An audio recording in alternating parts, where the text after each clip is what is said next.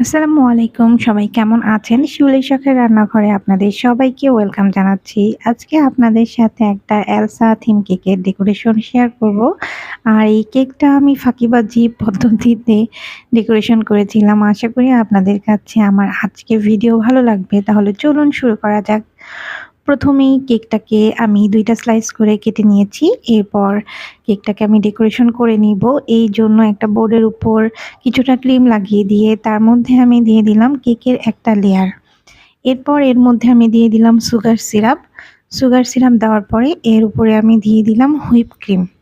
Whip ক্রিমটা দেওয়ার পরে এর মধ্যে আমি দিয়ে দিব চকলেট গানাশ। আর এই চকলেট গানাশের রেসিপি কিন্তু অলরেডি আমার চ্যানেলে আপলোড করা আছে। আপনারা চাইলে দেখে নিতে পারেন।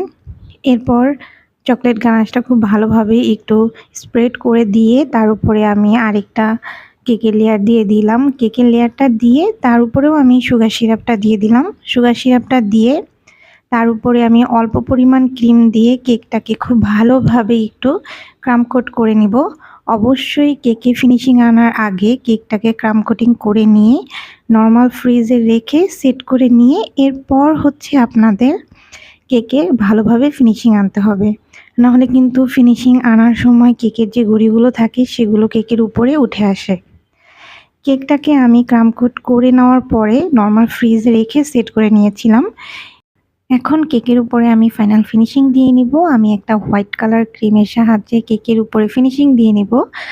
আর এইজন্য আমি পাইপিং ব্যাগের মধ্যে না ক্রিমটা ভরে নিয়েছি। পাইপিং ব্যাগের মধ্যে ক্রিম ভরে নিয়ে এভাবে দিলে ফিনিশিংটা খুব দ্রুত আনা যায়। আর কেকের ফিনিশিং কিন্তু একদিনে আসবে না। অনেকেই ভাবে যে আমার কেন কেকের ফিনিশিং আসতেছে না?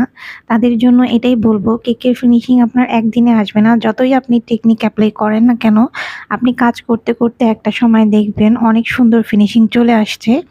তো আমি কিন্তু অনেকদিন যাবৎ কাজ করি, তারপরেও কিন্তু আমার কেকের ফিনিশিং অতটা ভালো হয় না। চেষ্টা করি যে কেকে একটা সুন্দর ফিনিশিং আনার জন্য। এরপর একটা কার্টুন আমি কেকের উপরে বসিয়ে দিলাম। এটা আমি প্রিন্টের দোকান থেকে প্রিন্ট করে নিয়েছিলাম। তারপরে এটা আমি কেকের উপরে বসিয়ে নিলাম। কেকের উপরে বসিয়ে একটা রোজ নজেলের সাহায্যে আমি আঁকাবাঁকা করে একটা ডিজাইন দিয়ে নিচ্ছি। খুবই সহজ এই ডিজাইনটা। হাতটা নাড়িয়ে এভাবে করে নিলেই কিন্তু এই ডিজাইনটা হয়ে যায়।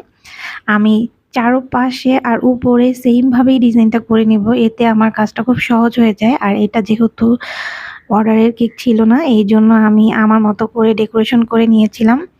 আপনারা আপনাদের পছন্দ অনুযায়ী কেকের ডেকোরেশন করে নিবেন। আমি এখানে রোজ নজেল ব্যবহার করেছি। আপনারা চাইলে আপনাদের পছন্দ মতো স্টার নজেলও ব্যবহার করতে পারেন। যেকোনো নজেল দিয়ে আপনারা কাজ করতে পারেন। এরপর আমি কেকের নিচেও সেম ভাবে বর্ডার দিয়ে নিচ্ছি। কেকের নিচে বর্ডার দেওয়ার পর কেকের উপরেও আমি সেম ভাবেই বর্ডারটা দিয়ে নিব কেকের সাইডে। এরপর কিছু সুগার বল দিয়ে দিব। ছোট বড় সুগার বলগুলো আমি কেকের উপরে আর ড্রেসে কিছু ছোট সুগার বল দিয়ে দিব। এতে করে কেকটা লুক খুব ভালো আসবে।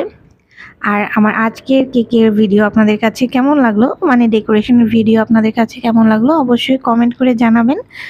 সবাই ভালো থাকবেন, সুস্থ থাকবেন, নিরাপদে থাকবেন। আর আমার সাথেই থাকবেন। আমার পেজটা লাইক ফলো দিয়ে আর আমার চ্যানেল সাবস্ক্রাইব করে। আল্লাহ হাফেজ।